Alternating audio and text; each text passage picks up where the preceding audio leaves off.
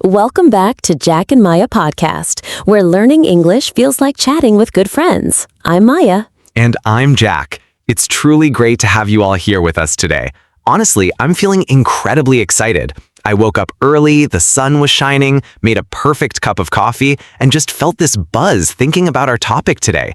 It's something I've personally experienced and seen so many people wrestle with. That sounds incredibly productive, Jack. So what exactly are we diving into today?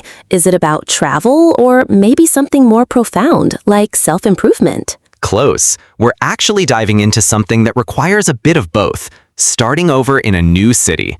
It's not just a change of address, is it? It's a total reset for your life, your routine, your entire outlook, and it's a massive step for anyone to take. Wow, that's a truly big topic. Moving to a new city can completely change your life. I mean, when you move to a new place, you're not just moving your belongings, you're moving your whole existence. It can feel like stepping into a completely different world, and that can be daunting, right? Daunting, yes, but also incredibly exhilarating. It's often a cocktail of emotions, a mix of pure excitement, a dash of fear about the unknown, often a bit of confusion as you try to navigate new streets and cultures, and ultimately, if you embrace it, an amazing opportunity for personal growth and self-discovery. I completely agree. I remember the first time I moved away from my hometown. Everything felt different. The sounds, the smells, the pace of life, the local customs, it was all new. And I can totally relate to that. I remember my first big move, fresh out of college, to a city a few hours away. I had this brand new smartphone with GPS, thinking, I've got this, I'll never get lost. But honestly, I got lost so many times. I'd be walking confidently in what I thought was the right direction, only to realize I was heading completely away from my destination, staring at a map that clearly said, turn around. Oh, the classic trust your gut over the map mistake. That's so relatable. It's funny how even with all our technology, a new environment can make us feel utterly disoriented, isn't it? Things we take for granted in our hometowns become monumental tasks in a new place. Completely. Like just finding a simple grocery store or figuring out the bus system, which sometimes seems to have its own secret, unspoken rules. And then there's the local accent, which can really throw you off. Ah, the accent. You think you speak the same language, then you arrive and it's like a completely different dialect. You're nodding along, pretending to understand, but inside you're thinking, what did they just say? Exactly. You might catch every third word at first, trying desperately to piece together the meaning from context clues and hand gestures, but it's amazing how quickly your ear adapts, isn't it? It's like your brain is building new neural pathways just for that accent, processing sounds differently. It really is a testament to our adaptability. It might feel overwhelming at the beginning, but every small victory, understanding a bus schedule, ordering coffee correctly, deciphering a local idiom, slowly builds your confidence and makes the place feel more familiar. Absolutely. It's a gradual process, like learning any new skill. Little by little, it starts to feel less like a foreign land and more like your own, like you belong there. You know, Jack, on that note of building confidence and familiarity, I think one of the biggest anxieties people face when moving somewhere new is making friends. That fear of loneliness, right? Oh, it's huge, Maya. That gnawing question, will I find my people here? Or what if everyone already has their friend groups and I'm the outsider? It's a very real concern. And those feelings of isolation can be intense, especially in the first few weeks or even months when you're still settling in. Totally. Those initial weeks when everything is new and you're navigating so much change can definitely feel a bit isolating. You're missing your old routines, your familiar faces, your go-to places. It's completely natural to feel a bit out of place. But here's the thing. Every single friendship in human history started with someone making a first move, however small. Sometimes all it takes is a simple hello to bridge that gap. It's about taking that tiny leap. I love that perspective. One hello can truly be the tiny spark that ignites a lifelong friendship. And just one or two genuine connections can transform an unfamiliar city into a place that feels warm and welcoming, a true home away from home. Couldn't agree more. It's about quality, not necessarily quantity, especially at the beginning. One good friend, one true confidant, can really make all the difference to how you experience and feel about a new city. Very true. So, speaking of those hellos, do you have a favorite spot or strategy for meeting new people? Maybe something you found effective. Well, I do have a soft spot for coffee shops, you know? It's not just about the caffeine, although that helps. They're like little microcosms of local life. You see students buried in books, friends catching up, people having quiet business meetings, even artists sketching in their notebooks. There's this gentle hum of activity that feels very inviting and non-threatening. That's so true.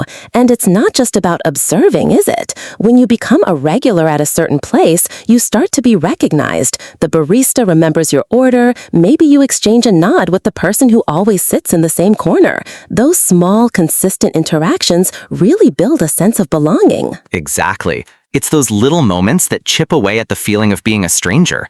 Suddenly, you're not just a customer or a passerby, you're part of the daily fabric of that place, part of its routine, and that's incredibly comforting. Beyond coffee shops, I'm a huge advocate for hobbies. If you're into photography, find a local group. If you love hiking, join a walking club. Shared passions are instant connection points because you already have common ground. Yes, shared interests are fantastic icebreakers. It means you already have something in common, a natural conversation starter. You don't need a huge social circle right away. A few good friends who share your hobbies can make a new city so much richer and more fulfilling. Absolutely. It's about building a supportive network, a home base of sorts in your new environment. These anchors really help you feel grounded and connected, making the whole experience so much more enjoyable. And while we're on the topic of being brave and putting yourself out there, let's talk about language. For our listeners learning English, there's often this huge, paralyzing fear of making mistakes. Ugh, it's a massive hurdle, isn't it? This idea that your English has to be absolutely perfect before you can even open your mouth. But honestly, Maya, if you wait for perfection, you'll be waiting forever. Communication, actually conveying your message and being understood, that's the real goal, not flawless grammar. Yes, exactly. And sometimes those mistakes lead to the best stories, the most memorable interactions. It's like a badge of honor for trying and for being human. Totally. I actually have a great example from when I was first trying to improve my Spanish in a new city. I went into a restaurant feeling really confident and tried to order a sandwich. But instead of saying uno for one, I accidentally said tres for three.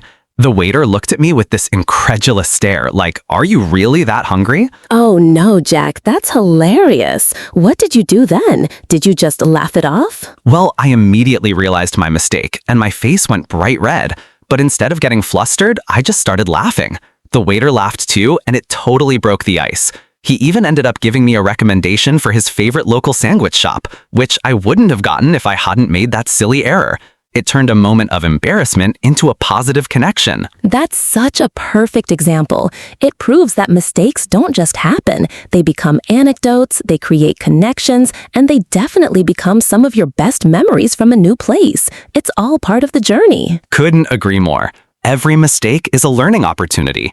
It's not a failure, it's just one more step on your journey, one more story to tell, and one more way to connect with people. Beautifully said, Jack. It's about embracing the journey, imperfections and all, and trusting the process. And speaking of journeys, if you're enjoying our conversation and finding these insights helpful, please hit that like button, subscribe to the Jack&Maya podcast channel, and become a part of our ever-growing English learning community. We love having you here. Absolutely. And for a special challenge today, leave a comment below with the word adventure. Just adventure. Let's fill the comment section with that spirit. Adventure, a powerful word for today's topic, for sure. It really encompasses what we've been talking about. It truly is. And on that note, we have a question for all of you out there listening. If you could move to any city in the world for 1 year, purely for the experience, where would you go? Tell us in the comments. We are genuinely so excited to read your answers and your dream destinations. Your dream city could inspire someone else to take that leap, to explore a new horizon. Let's create a wave of inspiration down there. We'd love to hear all about it. That's the spirit. Well, Jack, this conversation has been fantastic, and I feel like we've only just scratched the surface of this incredible topic. We certainly have, Maya. There's so much more to unpack about building a new life, embracing the unknown, and truly making a new city your own. It's a never-ending journey of discovery. Indeed. So, if you're thinking about your own new adventure or just curious about what it takes, stay with us. We'll continue this journey together next time.